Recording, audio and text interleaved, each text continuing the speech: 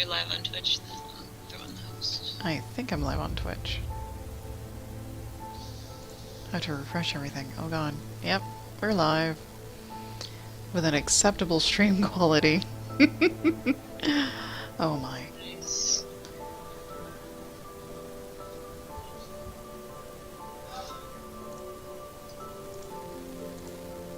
Okay.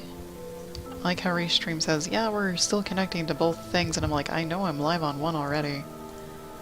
Yeah, Restream needs to get its act together. Most streaming services do, apparently. There it is. There it is, there it is. Working. Well, you can rename it, so it doesn't matter. This is miscellaneous. Yep.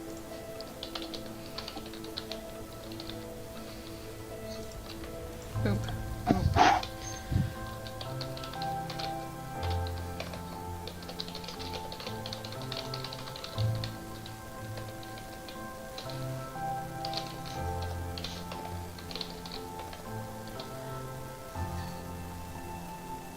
Deared Gaming, thank you, seems good.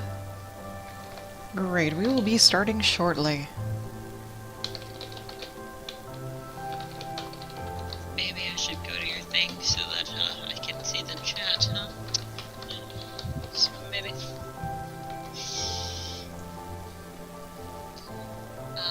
Oh yeah, you should try out the Restream chat thing, because it gives you a ding sound, or you can set the sound to from a list for your Twitch chat notification sound. So yeah, I think we're good. Nice. Great. Yep, Twitch is going, WatchMeWork is going, and we can go live now. Excellent. Alright. I don't know about we need to practice this shit. Anyways, here we go. Hello everyone, my name is Jasmo, and today is Critiquing Wednesday for WatchMeWork, and my co-host is Bronwyn. How you doing? There we go. Today we have a song and 2 digital pieces to critique. And we're going to start with the music, so I'm going to turn my music off, and Morbid's mic is a little bit low. I will fix this. You'll fix this. How about now? Can you hear me now? I'm going to turn up all the sounds. So, we're going to jump right into this song. This song is by Taco Cat over on WatchMeWork. It is called Afterglow. I turned up my sound, so mind your ears. This music might be extremely loud.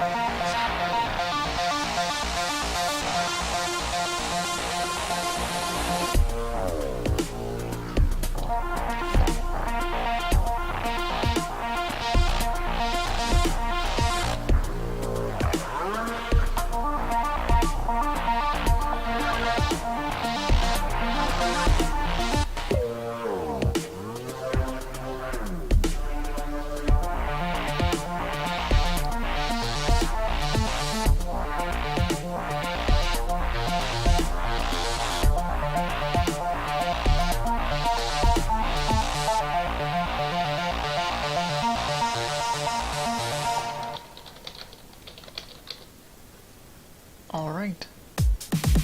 There we go. That was Taco Cat's song Afterglow, and Morbid turned up her mic. So beware. Morbid, are you there? You might be on mute. I am on mute, sorry. I was talking too, so yeah. I didn't want any like background sound while the song was going. I did crank my mic, let me know if the levels are okay. For me, yeah, totally fine. And Taco Cat is with us. Awesome. You can blame the economy, Obama, whatever you need to, sir. So, first of all, I think we both agree that Afterglow was an excellent naming choice for the song. Mm-hmm. I really do feel like, there's a peak to the song, and then you get like a wonderful cruise kind of after that. Yes, and yes.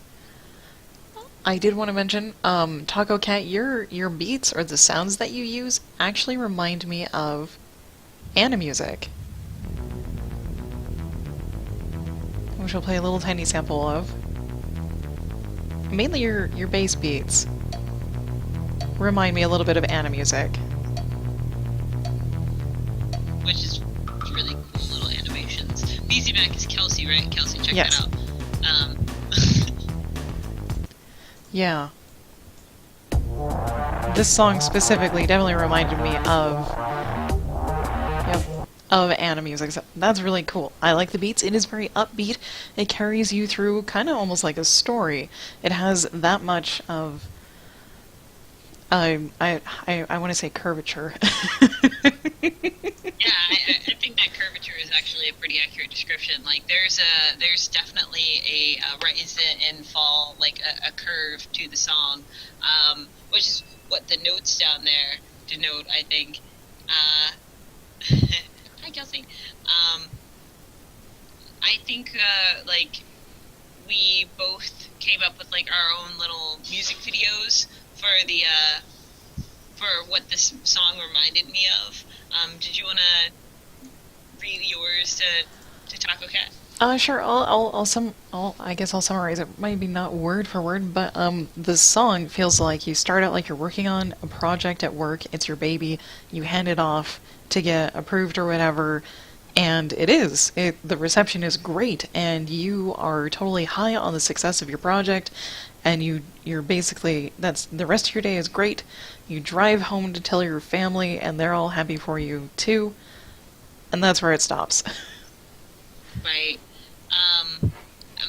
And I pictured things like in like little short music videos, and it kind of followed the same like tones of plot. Because I feel like the very end of the song just kind of stops. It doesn't really end. You know what I mean? Like, it doesn't like let you free of the song. It's just like there is no more song. Like, those last couple notes are just end of song. It does echo a little bit, but if you were to write how the song ends, it would end in a dash instead of a period or question mark. So it feels like that you were going to go on with the song, but you stopped. That's just what it feels like. That might have been purposeful to like add suspense or something. Or make the echo a little longer on the end. Yeah, that you could also do that. That would kind of make it feel like the suspense was purposeful and that there's an end to the song. Like there's some stuff that I like and that I wish there was more of. Jasmine. Me too, Taco. You mentioned that you wanted the song to be simple, and overall it does have a simple quality to it, simple, happy quality. But you could start even more simple in the beginning and have less notes. So instead of, come here, you could cut out probably every other note for like the first 10 to 30 seconds actually, you slowly add in more notes in those first 30 seconds, because when you hit at 30 seconds, that's when the song changes over to the high point when you found out your project was a success. Yeah, I feel like it would really lead you up to that climax a little better if there was like less in the beginning, and it wouldn't seem like you're listening to essentially the same beat for about 30 seconds, and then it starts to change. I completely agree with Jasmine. And then I am always on the lookout for bass when I listen to music, and sorry, what was I saying? He says it's pretty accurate. He was going to keep working on it, but then he stopped. Okay. We have one more minute. Oh, sorry. I just wanted to point out that I have a system in my car, and when I listen to music, I'm always looking for bass in the song and something that's going to keep my bass bumping like the whole time. And I feel like if there is bass in the beginning, which I think Jasmine did find in the beginning, it's not very much, or there's too much going on in the middle, so you can't really hear the bass or feel the bass. And then there's like, I don't hear any at all in the middle, and then finally like 2:20 I feel some bass kicking in, and it's like, yeah, that's what I'm looking for the rest of the song. Like, but that's personal taste. I think it's just I like for there to be a little bit of bass or more bass in a song. Jess? Me too. Because I love bass too, but those are personal tastes on our part. One thing we did notice is that in the middle, when you kind of slow down the song, where is it? Like 2:11? We didn't make a time stamp. Oh, nope, it's 1:18. My bad. Yeah, Is it back here? There's like a weird kind of transition. I'm sorry. Right there. Yeah. It's just it doesn't feel like it matches the rest of the flow of the song. I don't know how to describe it. Like there's like these really nice high notes that are in there that I like, but then the rest of it just doesn't feel like it matches. The way that I would probably describe it is when the song dips down and then up, and it's basically, that's the longest note in the song, and you do it a couple times, is when you have that really long note, you have really like tiny, almost sparkles of notes behind it. They don't have to be very loud, just little tiny staccato guys, because the rest of your song is very, very staccato, and it feels kind of weird when it just suddenly drops away to do the little dip. Now you do have the drums are in there, but they kind of need like literally high sparkle notes. Maybe is what I feel. Yeah, I agree, but I think we're on time. Oh, we are on time, but that we actually covered pretty much all of our notes. Yeah. Awesome, Taco Cat. Yep. Taco Cat, thank you for letting us critique your song. I know that wasn't very long. Hopefully, we were more helpful than not. And feel free to change the song and send it back to us. We don't necessarily have to critique it again, but we would love to hear any changes you make if you do. Yeah, and the last minute and a half of the song is something I could listen to on repeat. So I would like to hear if you did any changes to it. Yes, indeed. Moving on. we have a piece, Asaka, or Ahsoka, I don't know how to pronounce it, by I don't know why Hanafu, and this piece is from Dini Art. I went and asked Hannah if she had anything that she would like critiqued, because I noticed most of her gallery was critiquing, and she responded with a yes, and provided us this piece. Thank you, Hannah, very much for letting us critique your piece. We really appreciate it, and we'll get right down to it. Do you want to start with the painting? Was that? Yes, ma'am. We will start with the painting. The overall color scheme is great. I like the background from the purple to the red. The only thing I would do is the little sparkles that you have up here on the side, I would repeat them down here in the rest of the piece. I do have notes. Yeah, you try to avoid straight gradients, color gradients. It kind of flattens the background. It does flatten the background. If you had little tiny sparkles all up on these lower corners and maybe a little bit right here, that would help your eye travel around the piece. Some other notes that I have are this too stark of shadow on here. Now, this could of course be a skin pattern color that I just am not aware of, but if it's not, and if it is a shadow, it is far, far too dark. And same down here on the side, it is way too dark. But if it's her skin color, it's not. Let's see, the shoulder, the lighting on the shoulder and the chest. Let me get rid of my notes. I did a little paint over. So here's your original, and here's the paint over. I did some changes down here on the shirt and the arm and some lighting here. Your highlight you originally have down on the side of the shoulder, you actually need to bring it up to the top because the bright light is coming from directly behind her. And on this stark light highlight you have here, it doesn't actually have to be white. You could have it be a really bright yellow. I changed it up to be a really bright yellow. There, yep. Right in here. So instead of white, I just added some yellow, so it doesn't turn out more flat. I also brought some of the original shoulder color down here on the bicep because there is light coming in front of her. Her face is lit up very, very nicely. Almost like there's a spotlight on this area of her, so you can actually, and her shirt, there was lighting on her shirt, so there should be a little bit of light on her arm down here, because there is as well on her other arm. I changed up the shadow here. Lips. The upper lip is pretty much almost always in shadow, and so I lightened the lower lip just a little bit. I added a little tiny highlight underneath the chin because that's almost also a constant in every piece with this sort of lighting source. There's a really intense one behind and a softer one in front. Oh, the chain. The chain should probably go back over the top of her head. I also lightened the shadow up here. Am I rambling on?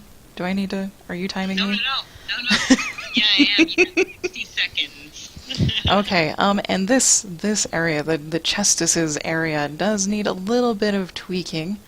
We noticed that one side it came out a little smaller than the other, and we also found the cleavage. There you go. It could be lightened up a little bit, and this is a good 3/4 view of cleavage. We basically just made them the same size, or I painted them the same size. I also added a little bit of a collarbone out here, because the collarbone does attach to the top of your shoulder. Oh, what else? Oh, that great rendering on the face, great rendering on the head. Like I said, Fantastic. Yep, the clouds in the background are pretty damn awesome. Yeah, I love the head anatomy, great face. Highlight, the stark shadows, don't need white. The shadow too dark. Yeah, those are all of my notes. Bronwyn, I think you have the drawing side of it, right? I do have the drawing side of it. So I'm going to be upfront with you. We did go and check out your DeviantArt, and it seems like that when you're painting, you seem to make anatomy mistakes that you don't make in a lot of your drawings. And I'm going to point them out to you, but I am aware that these aren't mistakes that you make all the time. So just the first thing would be proportion. As to where the rib cage goes in relation to the arm, to keep her from having such masculine shoulders, you would just bring everything in and tuck it a little bit. The good rule to keep is your head, double it, and you get the nipples, double it again, and you get the navel. Then a few like drawing things, like when you're doing clothing, you can add just these stress lines to go across the front of the shirt, and that would keep it from looking like her shirt is like something that's skin tight or like dipped rather than like pulled across her skin. And then as far as the slight anatomy mistakes, it starts in the width of the shoulders. You can have the I know she's a warrior, so she can have like musculature, but there's a really good technique to approaching natural looking cleavage, and I'm just going to draw over it again for you. A good rule to keep is once you find the collarbone, sorry, I'll use a brighter color. Once you find the collarbone, you can draw a triangle out, and that's almost consistently this shape, right? And then if you were to swoop across, that's where your deltoid is going to end. And then you can start from the inside and draw out, and then curve under to the middle of the chest. And that's going to be your comma shape of their cleavage. It's the same thing for both sides. I do feel like this comes out just a little far, or it might just be that it's being cupped the wrong shape. Another little tip is that when you're approaching this whole area, it can get kind of muddled. You can simplify it to yourself by doing Sigriuson's lightning bolt technique, which is you start from where it attaches on the collarbone, draw a line over, dip into the armpit, and draw down to get the curvature of the arm. Sorry, the ding startled me, and I went, woo! And then you can go up again to get where the arm meets the elbow, and then down again to get some nice subtle arm curvature going on, just to place it for yourself so that you know where your proportions are at. So I just did like a little tweaking to show you how it would look if like everything was kind of tucked in a little bit more, to make it look more feminine. And then as far as, I'm gonna leave that up. Boop. The headpiece, I drew in these basic shapes just to make sure I was interpreting this like correctly. It feels like this one doesn't exist in the same space as this one off to the side. So if your angle was here and then here, if we made this a box instead of a round piece, it goes back over the shoulder this way. I actually didn't initially notice this. Jasmin did, because I was caught up in this beautiful face, which just completely, makes this into a portrait regardless. So it does look fantastic. It's just it could look stronger if these were going in the same direction, which is back this way and back that way, essentially. So I just moved it back as if it was going back in space and tucked it forward. So your silhouette could essentially remain exactly the same. It would just look stronger if they were pointing in the same direction. How are we on time? You've got a minute left or so. Other than that, I'm just going to congratulate you. The face is beautifully rendered. It's just that your drawing seemed to have like left off a little bit once you started approaching the body. If you had cropped it exactly here, I'll zoom out to show you. If you had cropped this drawing here with all of your mistakes and everything like that, you would not have even been able to notice. This would have been a super successful head portrait. It just seemed like all of the mistakes started happening right around in this area. So I want to congratulate you on attempting to challenge yourself. And that's time. Excellent. So, Jasmin, you're next on the next portrait. Yes, let's see. This portrait is by Peppermint Candy.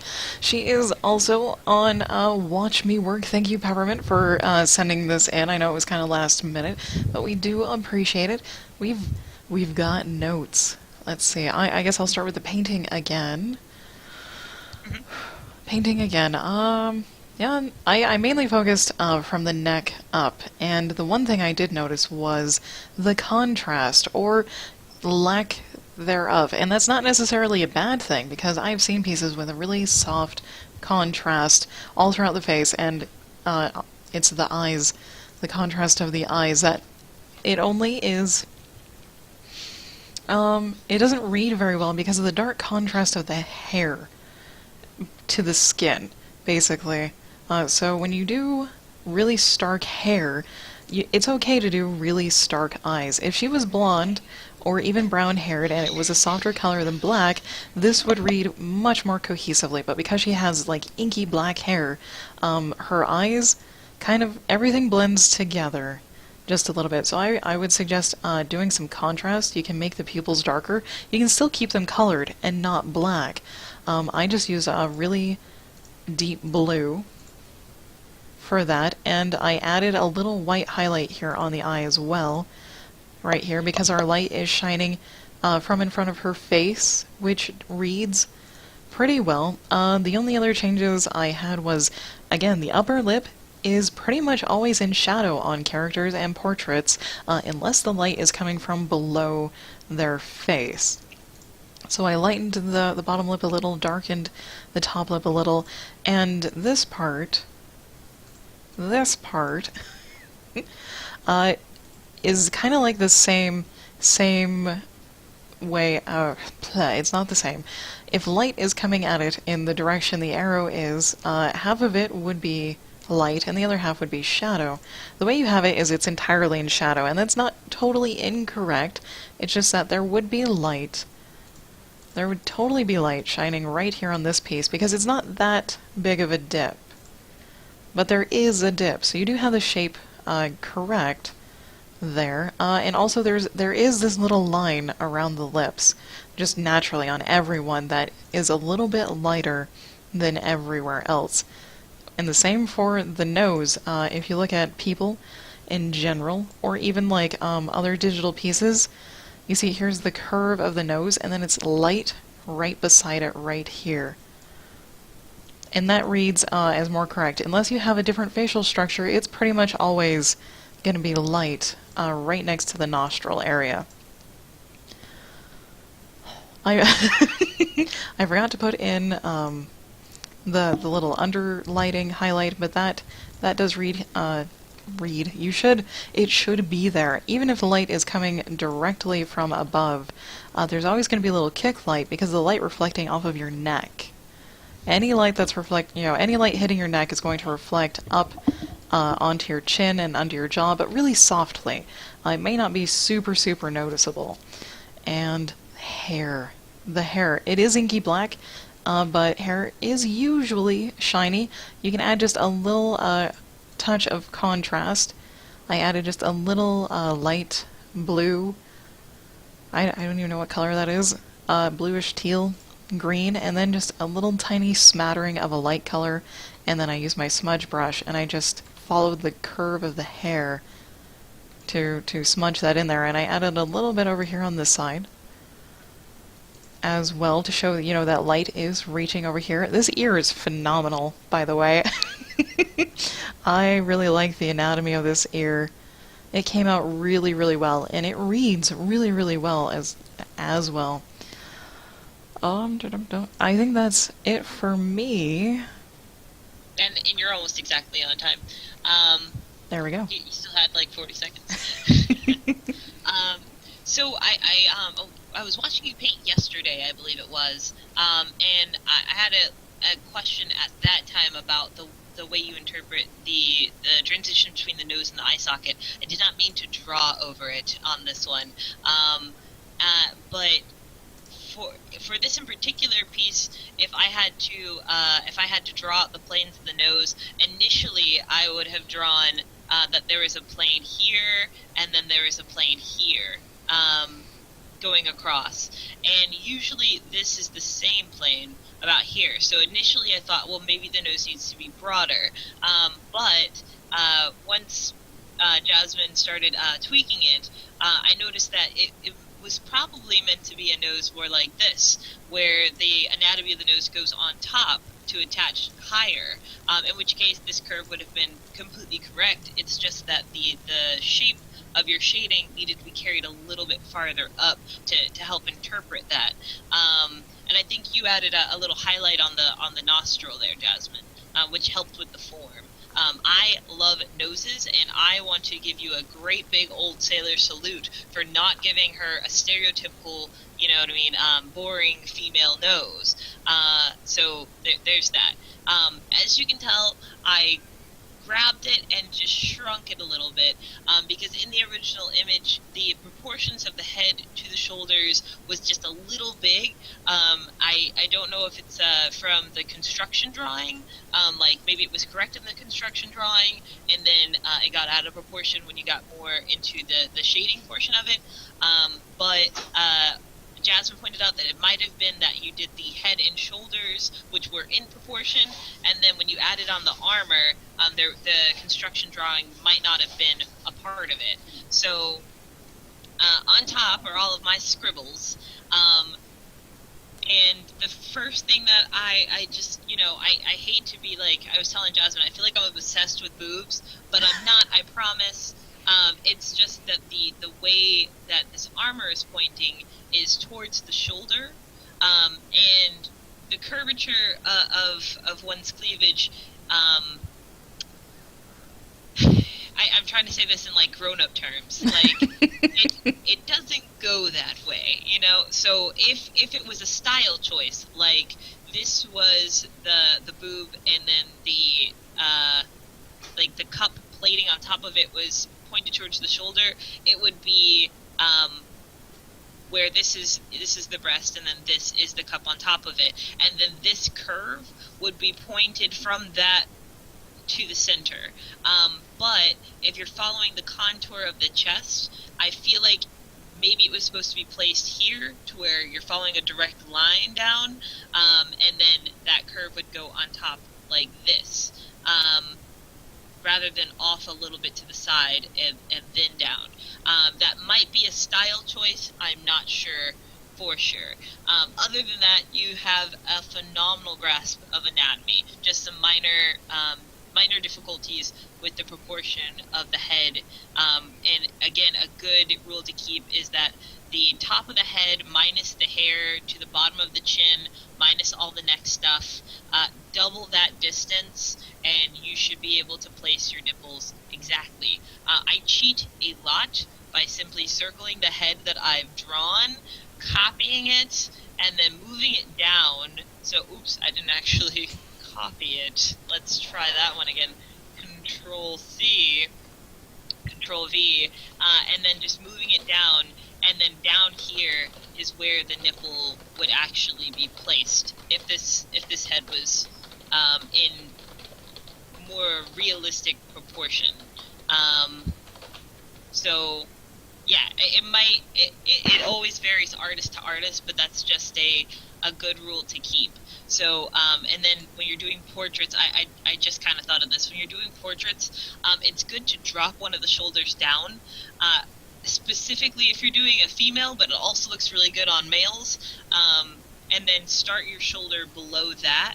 That way you get, a better line in your portrait. Because if you were to drop down the shoulder, you would get all of the subtleties of the neck and the shoulder in the same image. And yeah, it just makes the line of the image better. Not sure exactly how to put that. You would get to see the trap muscle on the neck. Yeah. So it goes shoulder, trap, up into the neck. Yes. And that just makes portraits look more graceful. Yeah, that's what I was trying to get out there. Oops. Oh, thank you. That's all I've got. And that's actually all the time we have. So thank you everyone for watching, and for letting us critique your work. We really appreciate it. If you or someone you know would like your work critiqued or their work critiqued, you can send it to Jasmin at WatchMeWork.com. We do this every Wednesday at 4 p.m. Eastern Time. We accept music, short literature pieces, digital art, traditional art, as long as it is, Twitch friendly, no nudity, no obsessive gore, that kind of thing. And yeah, if you miss 1 week, you can always try again for the next week. We'll be doing this for a long, long while. So thank you once again. Anything you want to say, Morbid? Thanks for coming! Yep, we will catch you guys all next time.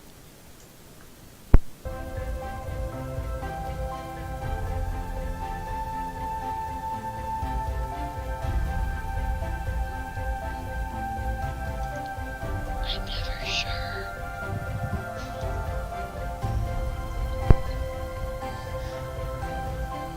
Hello? Hang on.